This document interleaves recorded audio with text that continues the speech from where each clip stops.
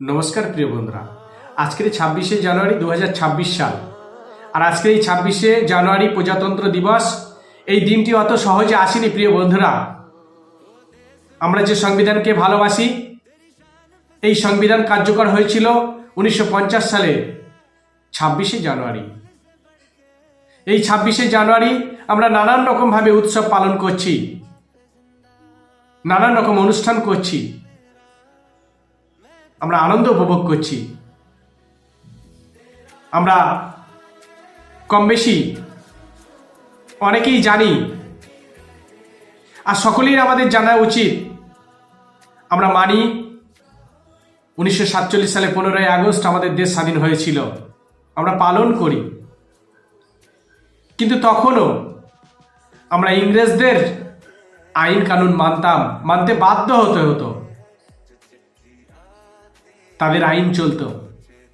1950 সালে যেদিন সংবিধান কার্যকর হয়েছিল, সেই দিন থেকে বার্তা পাঠিয়েছিল সারা ভারতবর্ষের মানুষের কাছে, আপনাদের আর ইংরেজদের গোলাম হয়ে থাকতে হবে না। আপনারা নিজের মতন করে এই স্বাধীন ভারতবর্ষে বসবাস করবেন। হ্যাঁ, আমরা সেই স্বাধীন ভারতের মানুষ, আমরা সংবিধান মানা মানুষ, ধর্মনিরপেক্ষ দেশ এটা। কিন্তু বর্তমান ভারতবর্ষে সত্যিই কি আমরা সেই ভারতবর্ষে বসবাস করছি প্রিয় বন্ধুরা? যে ভারতবর্ষের স্বাধীনতা জয়লাভের জন্য মানুষ জাতি ধর্মের ভেদাভেদ ভুলে হাসি মুখে মৃত্যুটাকে আপন করে নিয়েছিল। আমরা কি সেই ভারতবর্ষে বসবাস করছি যে ভারতবর্ষে নেতাজি সুভাষচন্দ্র বসু, ভগৎ সিং, মহাত্মা গান্ধী, সর্দার বল্লভভাই প্যাটেল, সেই বীর যোদ্ধারা প্রাণ দিয়েছিল বর্তমান ভারতবর্ষের জন্য? মাঝে মধ্যে আমাদের ভাবতে বাধ্য করে দিচ্ছে বর্তমানে যে পরিস্থিতি চলছে, জাতি ধর্মের মধ্যে ভেদাভেদ, রাজনীতির ভেদাভেদ, আমাদের ভালোবাসাটাকে মুছে দিচ্ছে। আমরা ভালোবাসি একে অপরকে ভালোবাসতে, আমরা একে অপরের উৎসবকে আপন করে নিতে, সকলে আনন্দ করতে আমরা ভালোবাসি। আমরা ভারতবাসী। এই ভারতবর্ষে বহু ধর্মের মানুষ বসবাস করে, বহু জাতির মানুষ বসবাস করে, বহু ভাষার মানুষ বসবাস করে। তবুও তো আমরা সবাই এক, আমরা মিলেমিশে চলার চেষ্টা করি। বর্তমানে কেন এমন হচ্ছে প্রিয় বন্ধুরা? আমাদের ভুলে গেলে চলবে না। ভারতবর্ষটাকে স্বাধীন করার জন্য শুধু কোনো এক ধর্মের মানুষ ঝাঁপিয়ে পড়েনি, ঝাঁপিয়ে পড়েছিল বহু ধর্মের মানুষ। কেন এখন এত ভেদাভেদ প্রিয় বন্ধুরা? কয়েকটা দিন আগে 23শে জানুয়ারি বীর মহান যোদ্ধা নেতাজি সুভাষচন্দ্র বোসের জন্মদিন গেল। আমি লক্ষ্য করে দেখেছি, এই 23শে জানুয়ারি মাত্র 5টি রাজ্য ছুটি ঘোষণা ছিল। উত্তরপ্রদেশ, পাঞ্জাব,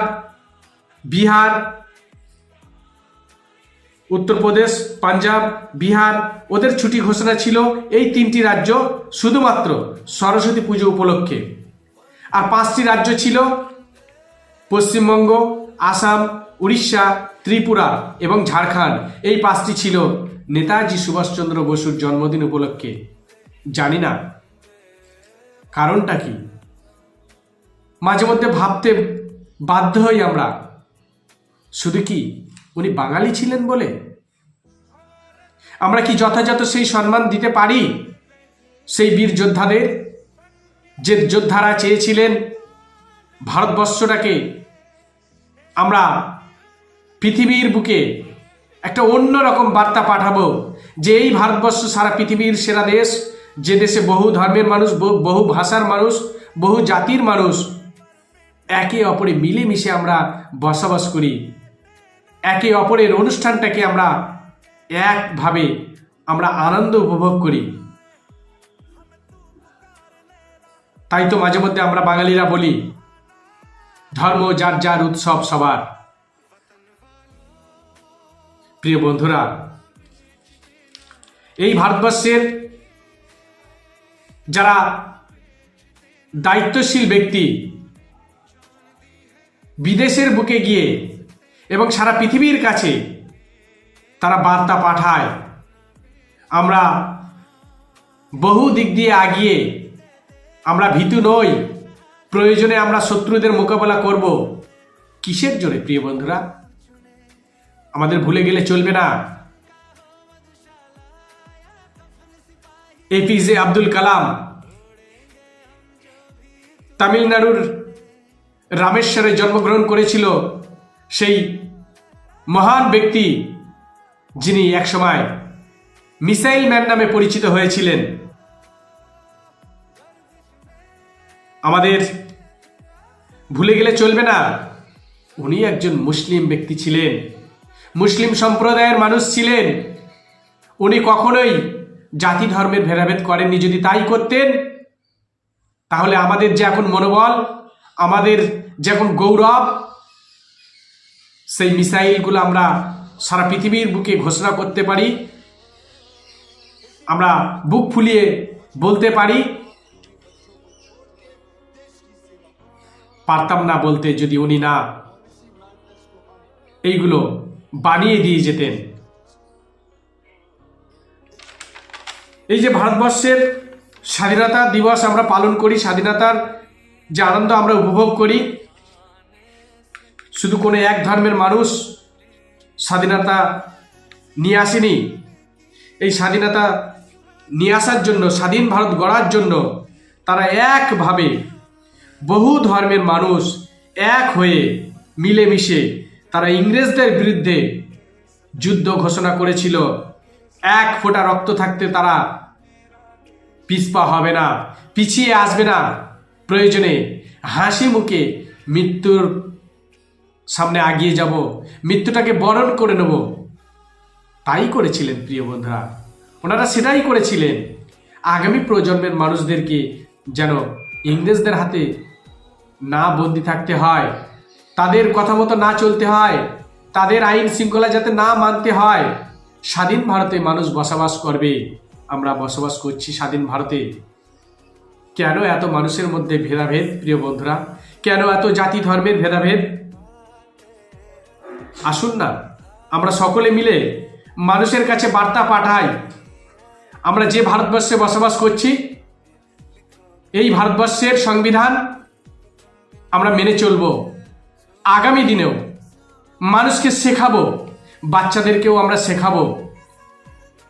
এই ভারতবর্ষের যে স্বাধীনতা, অতি সহজে এই স্বাধীনতা আমরা পাইনি। এই স্বাধীনতার জন্য আমরা যতটুকু জানি আমরা বাচ্চাদের সেই সব কাহিনী শোনাবো প্রিয় বন্ধুরা। আজকের দিনে এই 26শে জানুয়ারি প্রজাতন্ত্র দিন হিসাবে যেসব ব্যক্তিরা পতাকা উত্তোলন করে, আমার অনুরোধ আপনারা ভালো স্টুডেন্টদের হাত দিয়ে পতাকা উত্তোলন করুন। তাদের মনের মধ্যে একটা উৎসাহ অন্যরকম হবে, তাদের মনের মধ্যে জাগবে দেশপ্রেম কাকে বলে, দেশকে ভালোবাসবে, তারা দায়িত্ব নিতে পারবে, তারা দায়িত্ব নিতে শিখবে।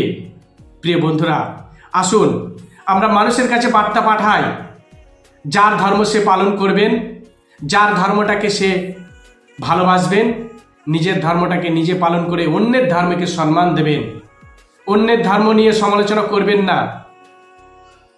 বর্তমান সময়ে এই স্বাধীন ভারতবর্ষে আমরা কোনো বাসে, ট্রেনে বা কোনো পাবলিক প্লেসে আমরা সেইভাবে মন প্রাণ খুলে কথা বলতে পারি না। মনের মধ্যে একটা ভয় থেকে যায়। বর্তমান ভারতবর্ষে যে পরিস্থিতিগুলো চলছে চারিদিকে, না জানি আমি কোন তর্ক বিতর্কে জড়িয়ে পড়ব, আমার মুখ দিয়ে হয়তো কি একটা উল্টোপাল্টা কথা বার হয়ে যাবে। আমিও তো একজন সাধারণ রক্তের মানুষের মানুষ, আমার মধ্যেও তো ভুলভ্রান্তি আছে। কোথাও যেন একটা এই ভয় কাজ করে প্রিয় বন্ধুরা। কেন এমন হবে এই স্বাধীন ভারতবর্ষে? আপনি আমি আমরা আসুন আগিয়ে আসি, একে অপরকে বোঝাই আমরা সকলেই ভারতবাসী। আমরা ভালোবাসবো ভারতবর্ষকে, আমরা ভালোবাসবো ভারতবর্ষের মানুষকে, একে অপরকে আমরা আপন করে নেব। আজকের 26শে জানুয়ারি 2026 সাল 12 সোমবার, আজ থেকেই আমরা শপথ করি, আমরা প্রত্যেকটা মানুষকে সর্বপ্রথম মানুষ ভাবব। যার ধর্ম সে পালন করবেন, যার ধর্ম সে আপন করে ভালোবাসবেন। মানব ধর্ম সব থেকে বড় ধর্ম, এটাই আপনারা একে অপরে মনে করবেন, আমরা নিজেরাও মনে করব। প্রিয় বন্ধুরা, আমাদের বর্তমান ভারতবর্ষে যারা দায়িত্বে আছেন, আপনাদের সকলের কাছে অনুরোধ, আপনারা জাতি ধর্মের ভেদাভেদ করবেন না, রাজনীতির ভেদাভেদ করবেন না। আমরা তো পুরো সিস্টেমটাকে বদলাতে পারবো না, তবুও যতটুকু পারা যায় আপনাদের কথা লাখো লাখো মানুষ, কোটি কোটি মানুষ শোনে। আপনারা বুদ্ধিজীবী, আপনাদের কাছে আমার অনুরোধ, আমি করজোর করে অনুরোধ করছি, আমাদেরকে সুখে শান্তিতে বসবাস করতে দিন এই ভারতবর্ষে। এই ভারতবর্ষে জন্ম আমার, এই ভারতবর্ষে জন্ম আপনার। তাই আমি, আপনি, আমরা সকলে মিলে এই ভারতবর্ষটাকে বদনামি হতে দেব না। প্রিয় বন্ধুরা, আমি মফিজুল ইসলাম, তাই একটা কথাই সবসময় বলি, এই ভারতে জন্মই আমার, এই মাটিতে করি বসবাস, জন্মভূমিকে ভালোবাসি, তাই এখানেই ফেলবো শেষ নিঃশ্বাস। প্রিয় বন্ধুরা, আমার কথাবার্তার মধ্যে যদি কোনো ভুল হয়ে থাকে আপনারা অবশ্যই কমেন্টের মাধ্যমে জানাবেন। মানুষ মাত্রই তো ভুল হয়ে থাকে, হয়তো আমি কমেন্টের জন্য বা আপনার পরামর্শের জন্য হয়তো ভুলটাকে আগামী দিনে সংশোধন করে নিতে পারবো। ধন্যবাদ, সকলেই ভালো থাকবেন।